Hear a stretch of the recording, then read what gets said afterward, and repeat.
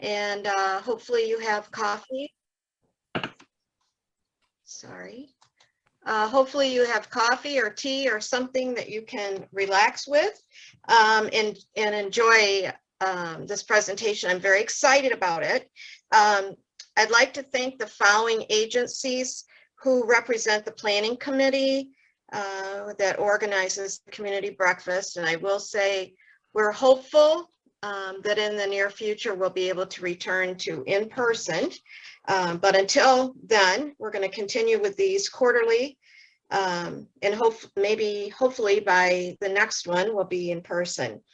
So I'd like to thank the Berry County Courts, Michigan Department of Health and Human Services, Foster Care, Great Start Collaborative, CASA, and the Family Support Center.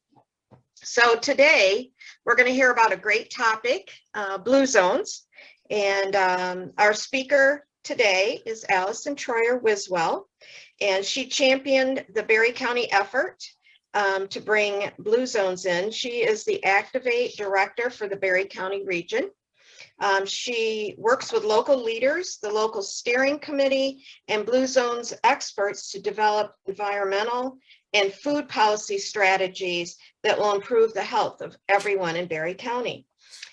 For 14 years, she worked with employers throughout Southwest Michigan through her role at Holton and Associates. They are a work wellness firm, and it's her love for community and it's people that drives her. And she's excited to increase connectivity and collaboration in Berry County. This is where we're hoping to foster a place where people can live longer with higher quality lives, not just for us, but for generations to come. Allison is also a Hastings Rotarian, a Spectrum Health Pennock Patient Family Advisory Council member, a Be Healthy Coalition member, Pierce Cedar Creek Fund Development Council member, Berry Community Foundation Events Committee member, and a Rotary Student Program Steering Committee member. She's a little busy, so we're really grateful to have her here today. She received her Bachelor of Science in Exercise Science and a Master of Arts in Counseling Psychology from Western Michigan University. So welcome, Allison. We appreciate you, and I'm going to turn this over to you. Great. Well, thank you so much. Thank you for having me today. And I'm sorry we couldn't be in person, but fingers crossed that soon we will be able to, right? So to get us started, I'd like to do a little survey with you all. I'm just going to read some questions to you, and you can just think about the answers in your head and just keep track of how many yeses you have as I go through. These are just some things thinking about our environment, thinking about our habits to be considering as we think about how we improve our health. How many of you sleep on average 7 to 8 hours per night? And mark yourself a check in your head if you do that. How many move at least 30 minutes per day? If you eat 3 or more honest vegetable servings per day, give yourself a check. French fries don't count, sorry. If you belong to a faith-based organization, give yourself a check. How many of you have at least 3 friends who you can, 1, have a meaningful conversation with, 2, you can call on a bad day and they will actually care, and 3, you actually really like them? If you can say yes to all of those things, give yourself another check. How many of you have not smoked tobacco in the past 5 years? Give yourself a check if that's a yes. And how many have the desire and the physical capacity to live to age 90? So I'm wondering, does anybody have all 7? You can raise your hand. There's a little hand icon, or you can put it in the chat. Anybody have 6? How about 5? Oh, Abby's got 6. Abby, do you have 6? Yes, 6. And is Abby the only one that has 6? I have 6. Okay, awesome. So on average, if you had 7, for female, you would on average be living about 93 years and male 89 years.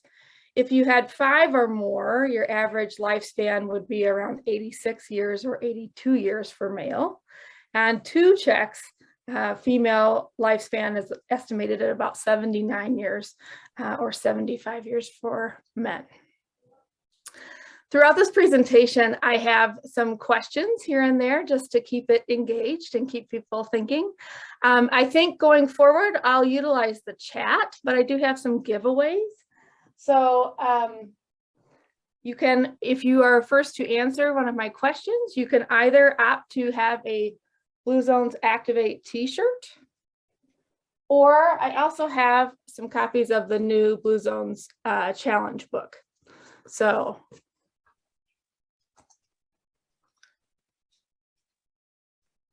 yes, Deb, I certainly can share those questions. So I'm going to put my email in the chat so that everyone has it. So if you are the winner of one of those things, if you'll just email me, especially if you want a t-shirt, the size and how I get it to you, that would be wonderful. Okay, I'm going to share my screen.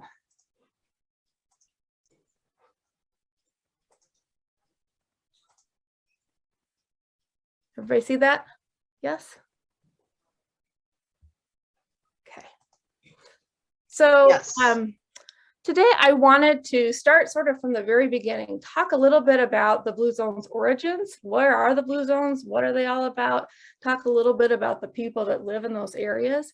I want to spend a little time on the Power 9. Those questions are about the Power 9.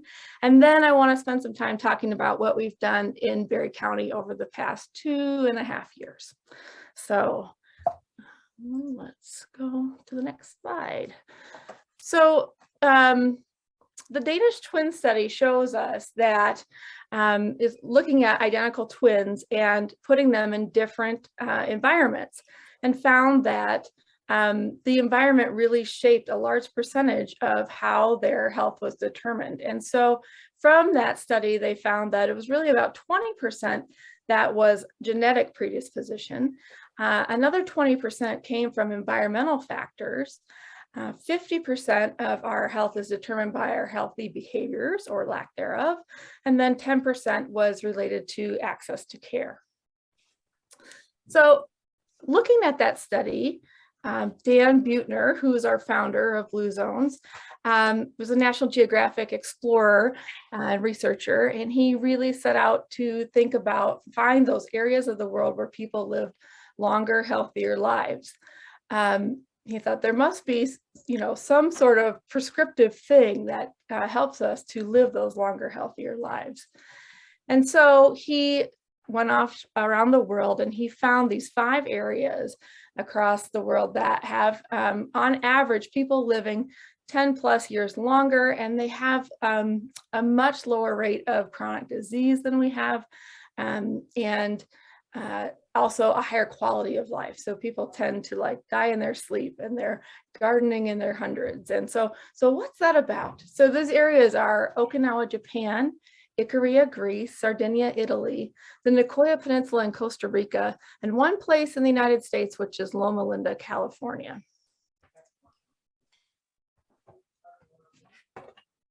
So the first place I want to talk about is Sardinia, Italy. This is a place, where the average number of centenarians for 1,000 births is higher. So these areas have 10 times the rate of centenarians and only a very limited amount of chronic disease. This area is 150 miles off the coast of Italy, in the Nicoya Peninsula province, home of the longest lived men, America, for every 6,000 births, we yield 1 centenarian. In Sardinia, for every 1,000 births, they average 4 centenarians. They're a culture of shepherds, so they are sheep herders, men and women out with their flocks, moving their herds. They move naturally at a low intensity. In villages, you don't see cars, you see people on bikes or walking. Every trip incorporates some type of natural movement. They eat primarily plant-based diet, either grown in their garden or purchased at the local market. They have a little bit of animal protein, usually goat, chicken, or pork.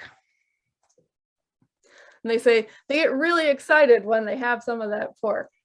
But portion control is important. They have it generally for celebratory events. So 5 times per month and 3 to 4 ounces on average. They create a portable diet because they're out herding their sheep. So they want things that are travel friendly. So this is a bread that they make called pan de musica.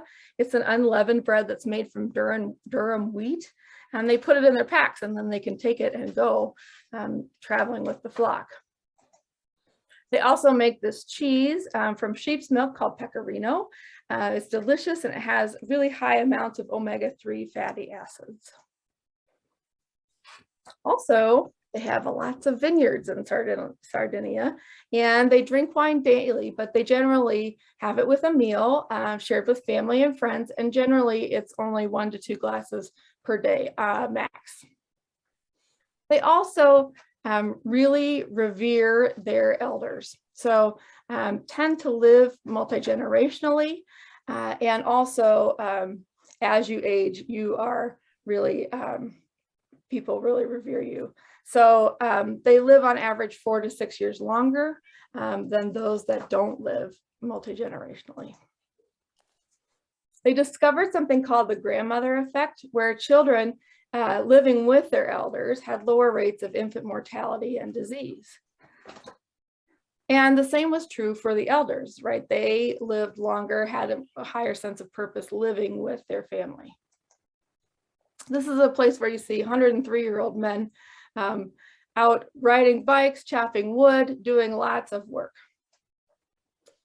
The second place I want to talk about is Okinawa, Japan. This is the home of the longest lived women.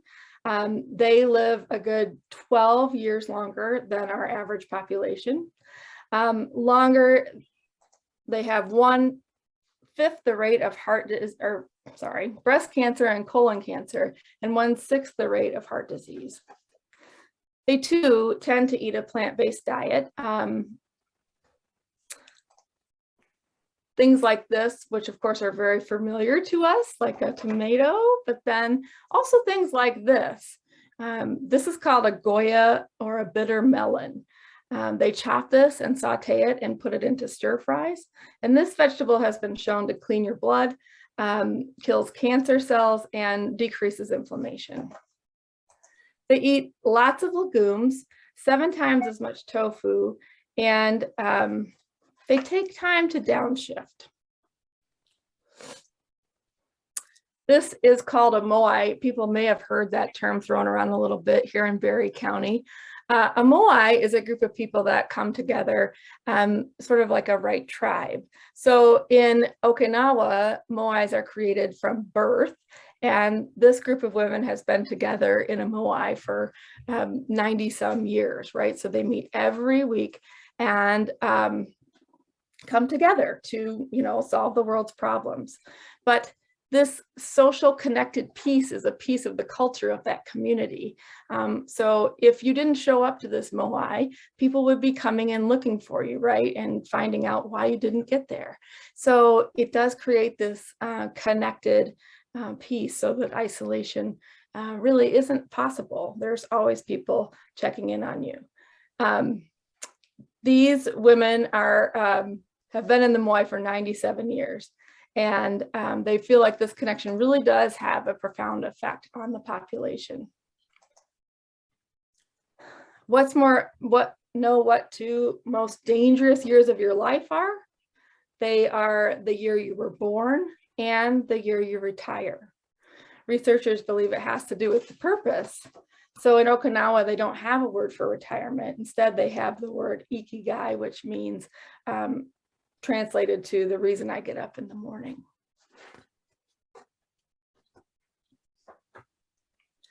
A sense of purpose equals 7 years longer life.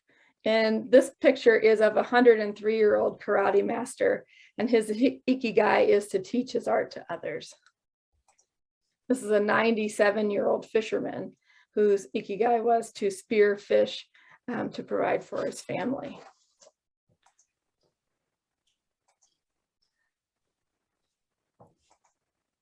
This is a 104-year-old woman pictured with her great-great-great-granddaughter. They asked her, what does it feel like to hold this 4th-generation baby? And she said, it's like leaping into heaven. Our third blue zones is here in the United States. This is Loma Linda, California. This is just off the San Bernardino Highway in Loma Linda. It has a large population of Seventh-day Adventists. The Adventist Health Study has been tracking this population for over 30 years and is considered the gold standard in epidemiology. And from it, we get really good data. Their average lifespan is 80 for women, and an Adventist lifespan 89. And for men, 76 for the average American, and for Adventist, 87 years old. So an average of about 10 years longer. People say things like, you know, but this is this heterogeneous population, but it really is a mix of all different cultures coming together, a cultural melting pot. They do revere the Sabbath and take time, and generally that time is spent doing natural movement, connecting with family and friends. They have a diet that is fruits, vegetables, legumes, and greens. They spend 24 hours of sanctuary time, sunset to Friday to Saturday, doing natural movement. This is Ed Rollins. He's 106 years old. He's a working cowboy. He starts his day with a swim, and then on the weekends, he goes and puts on those water skis and goes out for a water ski. This is Ellsworth Wareham. He's now almost 100 years old. He's a multimillionaire. When a contractor said to him, well, to build that fence, it'll be about $6,000. He said, for that money, I can build it myself. And so for 4 days, he was out mixing and pouring concrete, digging footings, and he built that fence. And on the 4th day, he ended up in the operating room. But he's not on the operating table. At age 97, he was still assisting with 20 open heart surgeries a month. Oh my word. And this is Marge Jatan. She's 104. She starts her day with a prune juice shooter and lifts weights and rides her stationary bike. And then she hops in her car and she heads down the San Bernardino Highway to go volunteer at 7 different organizations. She says somebody's got to take care of those old people, right? And then the Nicoya Peninsula in Costa Rica. Here they have 3 times the chance to live to a healthy age 90. They move naturally, they downshift. They eat a Mesopotamian diet filled with legumes, corn, and squash. You can see them connecting with their population regularly. There's one of their traditional meals, lots of beans. And then last but not least, we'll go to Icaria, Greece. This island is the perfect storm of longevity behaviors. They live on average 8 years longer than we do, with no dementia and almost no chronic disease. People are moving naturally, they're connected, they're downshifting, their faith is very important, and they're eating mostly a plant-based diet. They do a lot with teas and herbs and spices. So there's over 150 herbs and spices that grow, and they use them, they cook with them, infuse them into drinks and teas, and put them in their honey. Early research is connecting that these herbs have some impact on the lack of dementia. This is Stomatus moriartis. The story of Stomitis is that he fought in World War II. He was injured and couldn't receive treatment, so he snuck onto a boat and went to America to receive treatment. He docked at Port Jefferson, New York, which had a large Greek culture, got his arm treated, and then decided to stay. So met his wife, became a painter, bought a house, and had 3 kids. And then at age 65, when he noticed some shortness of breath, he went to the doctor, incurable stage 4 lung cancer. 4 more opinions he sought, and they were all the same diagnosis. He decided to move back home to Ikaria to be buried with his ancestors. And he just forgot to die. So there is a New York Times story called "The Island That Forgot to Die" about Stomitis. He, went back home, and he gradually, started reintegrating into that community. People were coming to visit him, to commune with him. As he started to feel better, he, started going to church. He decided to put in a garden, thinking, I won't live to, reap the benefits of the garden, but at least I'll start it and my family can have it following. And then, he lived to be 102. So it's interesting when you think about environment and how that can impact our health. Okay, here is a point where I want to ask you, and I am going to stop share so I can see the chat. What's one thing that stuck out to you in this presentation of the origins?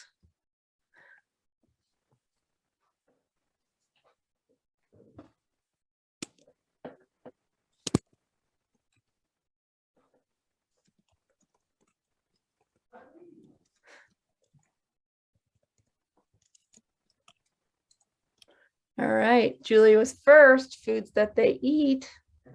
Yep. Shelley says diet and community.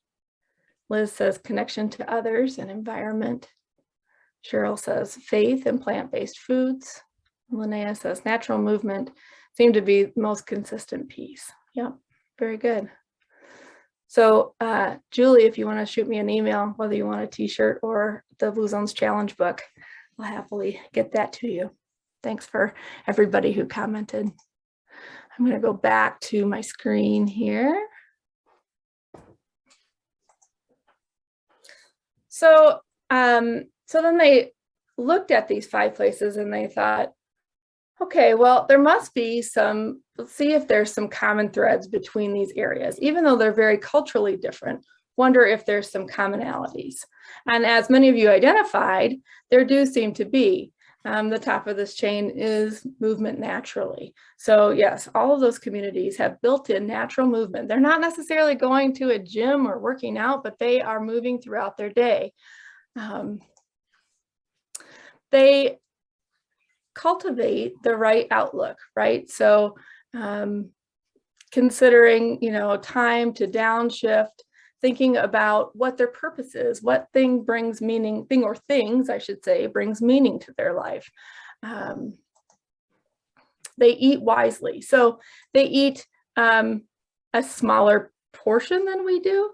They eat mostly in a plant slant way. So it's not that they're vegetarians, although the Loma Lindas that are Adventists, Seventh-day Adventists are vegetarians, but the rest of the populations aren't vegetarians wholly. They just eat a lot less meat than we do. And they also, everybody but the Seventh-day Adventists do have wine at 5, but responsibly and a small amount.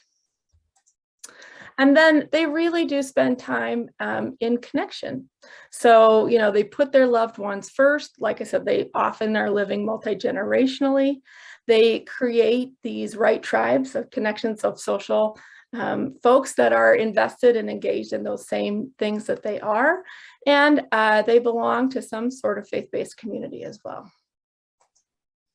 So it was interesting that we found these Power 9, and then Dan thought, I wonder if we tried this out in other areas in the United States and we worked to, instead of being targeted on the individual, right, which is a lot of what our system does, is look at, one-to-one doctor-patient or teacher-student, etc. What if we started to shape those environments so that it supported healthier lifestyles? Because the people in these areas of these original blue zones, they're not trying to live to 105. That's just how their environment is shaped to support them, and it's how their culture has shaped their behaviors. So they developed this life radius model. So thinking about the fact that Americans spend most of their time within 20 miles of their home, thinking about people. So whether that be getting people to individually pledge around the Power 9 and behaviors that they would like to work on. Maybe it's about shifting environments, which is all about this Blue Zones Challenge book, is about thinking about your home space, your workspace, the different spaces that you frequent throughout the day that you have control over, that you can shape so that healthier behaviors are more likely. Developing MOI, so groups around purpose, around walking groups, around healthy potlucks, all kinds of things. And then we also found, that volunteering really does add time to people's lives. And so getting people engaged in volunteering efforts in things that they're passionate about. And then places. So think about like all the places that people go throughout their day. So work sites, schools, restaurants, grocery stores, faith-based organizations. And what if each of those places had healthy nudges, healthy environments incorporated so that the choices became, sort of easy to do? I think our environment currently is set up so that the unhealthy choice absolutely outweighs the healthy choice. And if you want to eat healthy, often you have to go the extra mile, the extra time to make the effort towards that. So how do we make it easy, convenient, and accessible for folks? And then the other piece is policy. So thinking about setting a foundation with built environment, policy pieces, tobacco, food. So Albert Lea in Minnesota was the pilot, was the first Blue Zones project. They continue to see really impressive numbers within their community, continue to be engaged 10 years later. They've seen, huge amounts of follow-on grants come in. They've seen their annual healthcare costs for employers decline significantly. Another thing that they saw, we went and traveled there before we started with the Blue Zones. We saw that they had filled their downtown with new businesses. So before it was, sort of half full, but they had a dozen or more businesses coming into downtown, reshaped the environment so it was very walkable, that people wanted to convene. They did, a lot of outdoor dining. So it was really setting up that environment, created a walking path around the lake, and created placemaking right there so that it was very convenient to access the downtown, the farmers market, go for a walk around the lake. So really planning that structure of the built environment to be conducive to all those components. And they moved their health rankings from 68 to 34. So pretty impressive. In Blue Zones Activate, which is what we're doing here in Berry County, we're working in policy around built environment and food systems. So Blue Zones chose those two as starting points just because they felt like we could see the most long-lasting impact in a 3-year period to create momentum and readiness for a full Blue Zones project. So in built environment, we're thinking of things like, how do we use our land? How are things connected? So, thinking about what I was just talking about, how it's conducive to get around, convenient and easy, accessible for pedestrians or cyclists, that it should be able to feel accessible to the 5-year-old, to the 95-year-old, and everybody in between.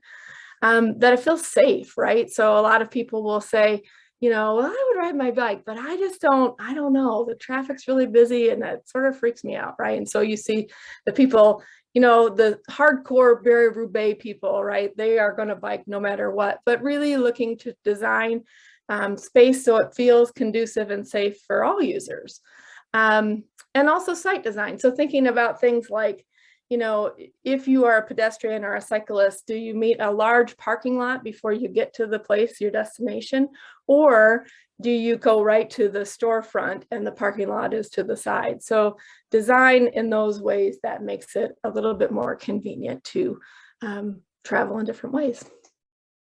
And then in food policy, we're looking at the different anchor institutions. We're looking at design changes to create healthy, affordable food in places where people spend time.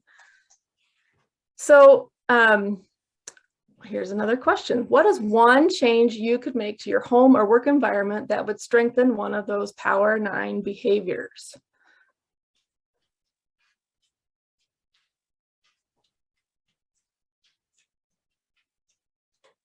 We got Dave. I think Dave was my first. Is that correct? Yeah. Dave says sleep more. Yeah. And Deb says walk to more destinations. And that's one, that is not, it's a cultural thing, right? There's not a lot of people choosing to walk over getting in their car. So it's interesting. It takes some doing and some practice. And I think these things don't develop instantly. They develop over time. Great. So Dave, if you'll email me, tell me if you want a t-shirt or you want a book, I'll get that to you and how to get it to you. All right, going back.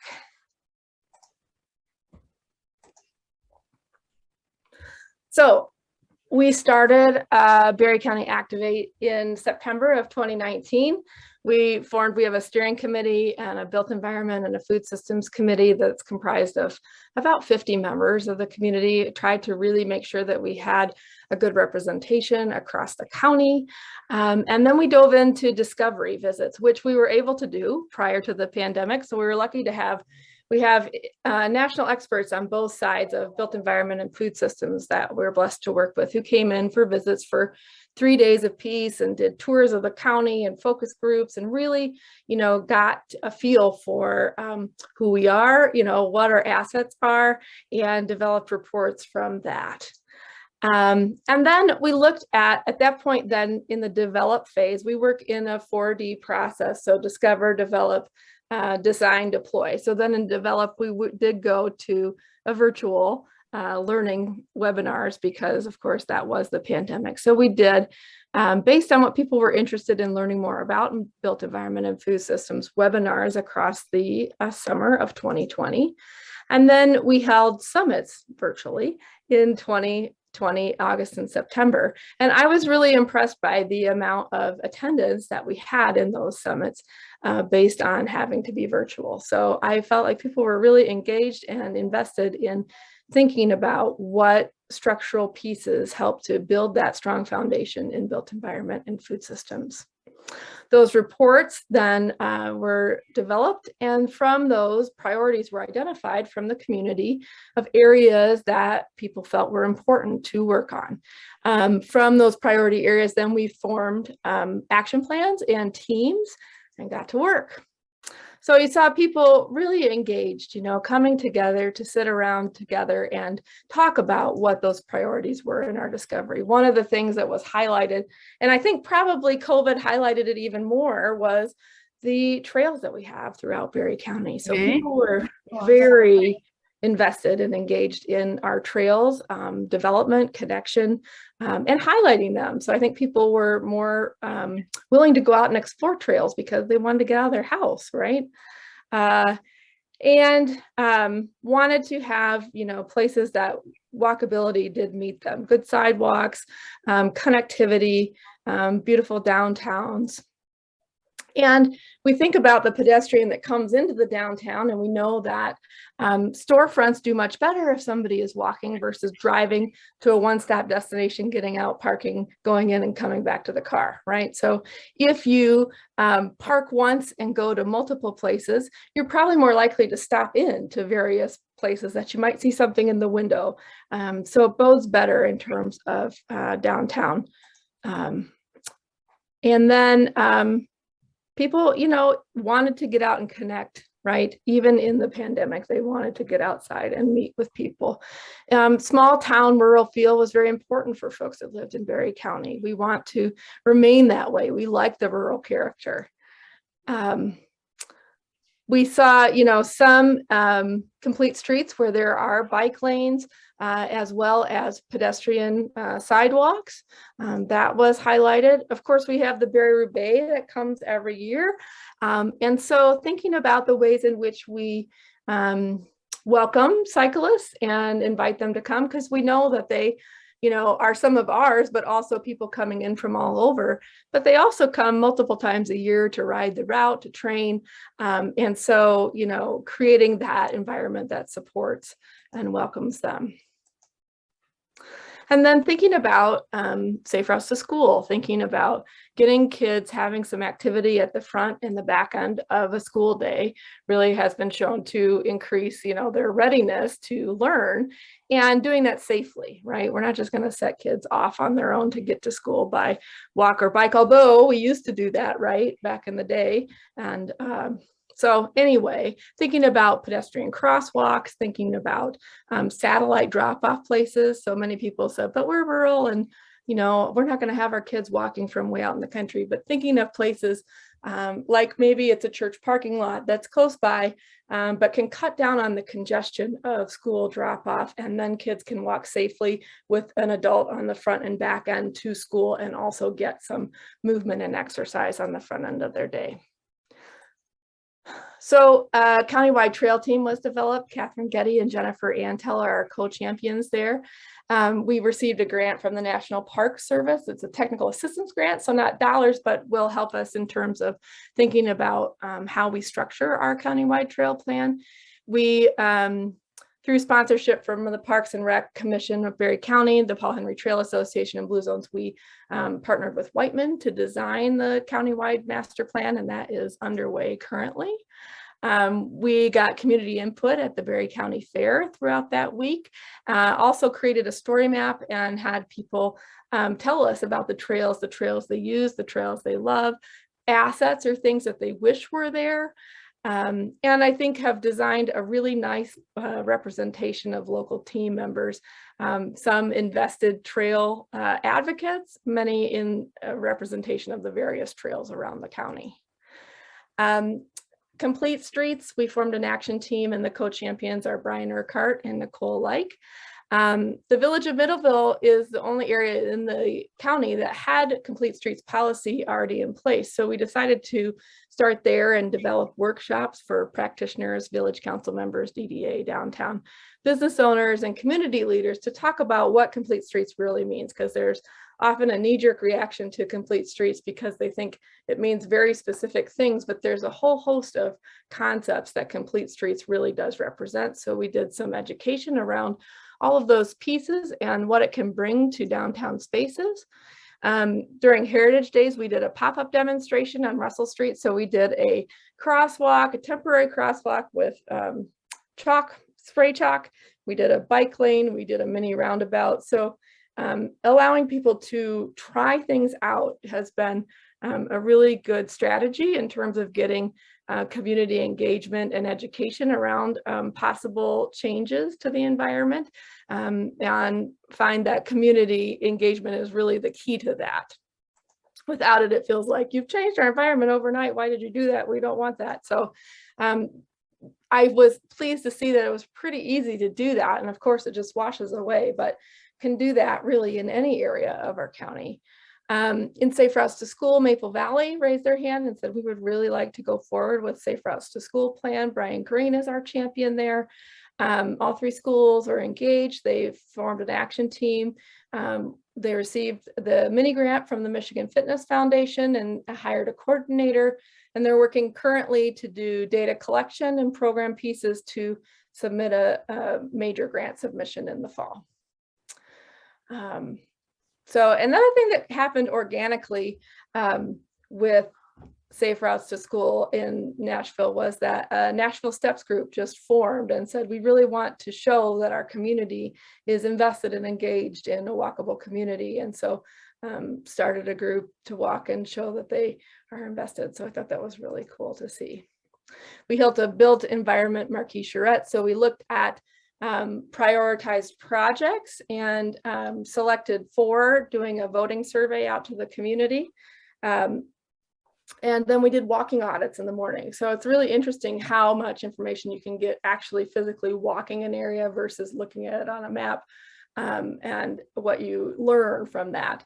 So we then in the afternoon did mapping exercises where we looked at possible modifications that would improve the safety of an area, and then identified the 2 top ones, and both were trail projects in Hastings and Middleville. So there's our group. And we don't have, unfortunately, many of these group pictures because we weren't able to do a lot of things in person based on COVID. So that's my only, I think, disappointment in all this, is that we weren't able to do a lot of convening of community. In our food system sector, people really felt invested in food as medicine or culinary medicine, the idea that healthy foods could, work to stave off chronic disease or work with chronic disease to help benefit. People were very invested in, all areas of the county, but were concerned about whether there were rural areas that we weren't meeting hunger relief needs. And so we set off to explore about that. People were very interested in school gardens and cultivating that knowledge base for kids in grade school. And we also identified that Michigan is the #2 greatest variety of producer of various things. And so only second to California. And so we have such a opportunity and pride with everything that we are able to produce in our growth season. So you see, of course, farmers markets, you see lots of farm stands along, out in front of farms. Just lots of pride in, I think, Michigan branded things. In the Sprout Box subscriptions, which are an aggregator down in Battle Creek, but works with Michigan farmers to build an online sale component where people subscribe and they order what they want, supporting local foods. Their subscriptions increased by like 600% over COVID because it was easy, convenient. It was a one-stop way to get healthy foods delivered. So we propped up a mobile hunger relief action team, and we completed a landscape analysis in partnership with South Michigan Food Bank, looking for areas that were not, had low enrollment in terms of SNAP and WIC benefits, also didn't have a lot of stores available that were accepting those things, low in terms of like Meals on Wheels. We collected all the data we could and found some areas in the county that there wasn't a lot of assistance. And so we did a pilot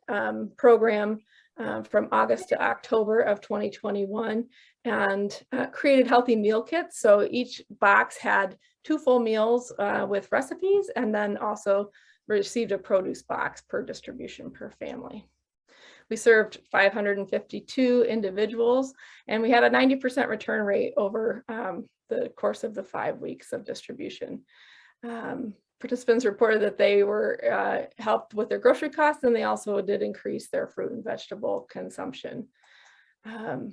Food as Medicine culinary medicine program has been started through Spectrum Health Pennock. They have a program down in Greater Grand Rapids, or up I should say, and also did a regional program in Ludington. So the program had already been created, and it was just a matter of finding funding to start that here, and that has started. It is a series that runs through March. Dalton Kellogg School Gardens was already happening, but they really are invested in thinking about how to take what they're producing and link it to, the nutrition program, to learning and curriculum for the kids. We have been sort of on the back burner based on COVID and not knowing, how much the kids are going to be in class, although we did some partnering with local farmers. MSU Extension came in and did a 6-week program called Grow It, Try It, Like It. But we just did get a grant from Blue Cross Blue Shield, WK Kellogg, and Michigan Health Endowment Fund, and are able to purchase we're going to do a hoop house and a shed and irrigation, and then also curriculum development. So they're excited about that. And then we're just about to start our formalized food policy council. We're calling it the Be Healthy Food Council.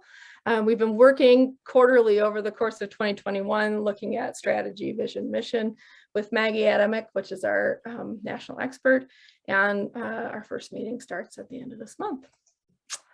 And then we had a marquee charrette where people participating said that they really wanted to look towards developing a community food center. And components that we saw that could be under this would be health and nutrition education, the ability to have a year-round farmers market, an incubator, so people that are interested in small food business but don't have the commercial kitchen availability could utilize that to develop their products.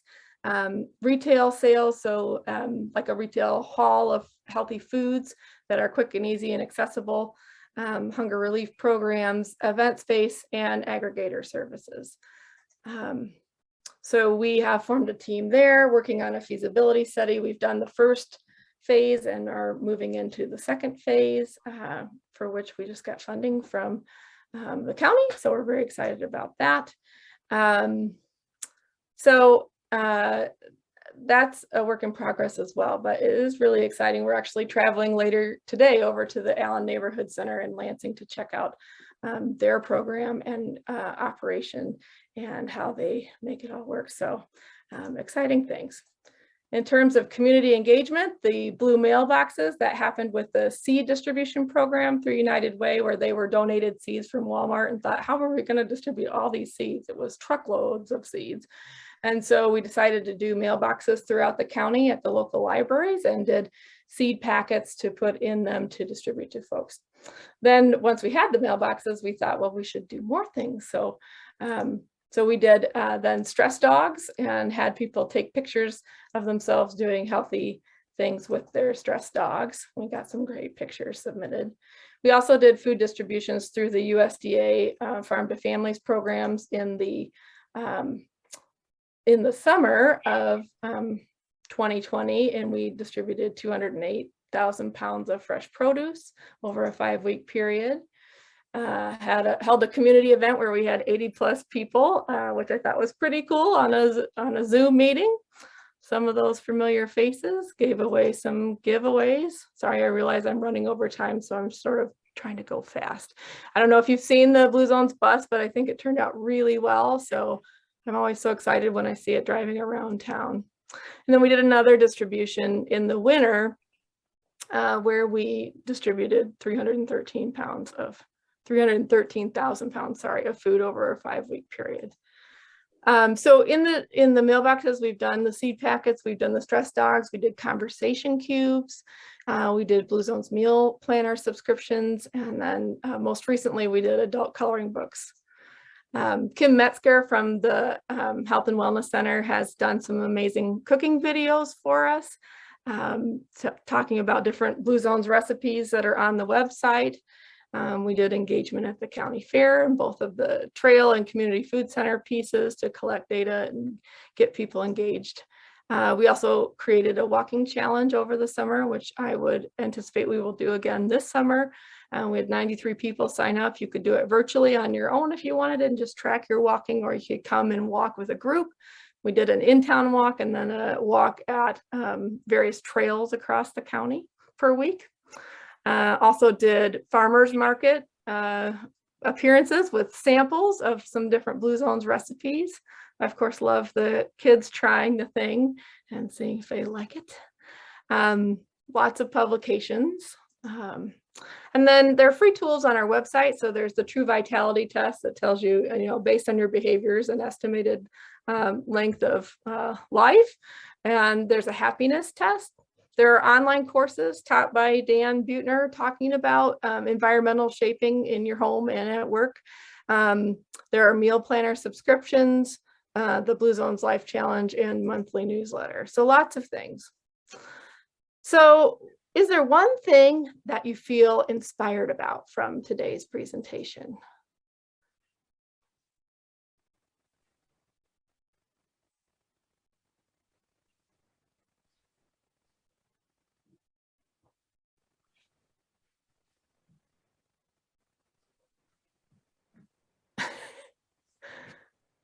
All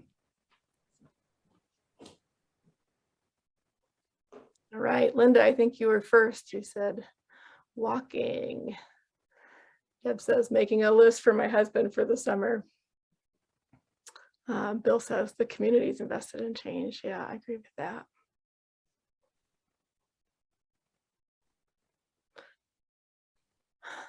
Thanks, Shelley. All the work that's helping our community through Blue Zones, great news. So sorry, that was a lot and I realized I ran over time. So if there are any questions, I would love to answer them. Otherwise, I was blessed to be here and thank you for having me. Oh my gosh, that was wonderful. Are there questions for Allison? Definitely some wonderful work being done in Berry County. And yeah, thank you so much, Allison, for everything that you've done and for taking time to spend with us today.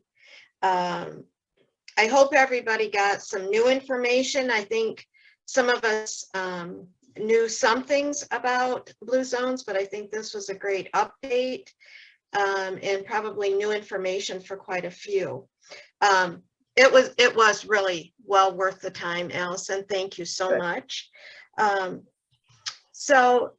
This concludes our community breakfast meeting. Sorry that there's no breakfast, but if you have other questions or you need Allison's email and you didn't get it, please reach out to me. And I'm at the Family Support Center. And our next, I think I wrote down the date, our next community breakfast, I'm sorry, will be May 18th. And our topic is going to be the 2022 community needs or assessment that was done, and giving us all some information about that and the community requirements moving forward.